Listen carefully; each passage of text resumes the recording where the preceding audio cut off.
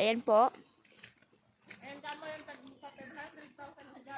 Pamain na lang kung sino may gusto. Pipitasan ko. Yung pinakamahal na gabi. Ayan, marami kami. Baka yan ang dahilan ng pagkayaman namin. Ayan. Ito pa. Uyun pa.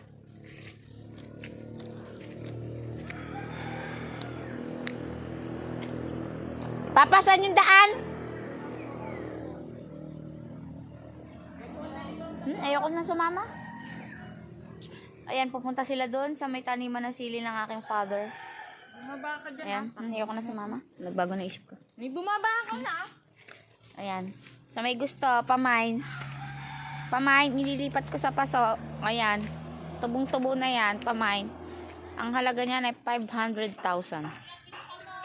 Ayan.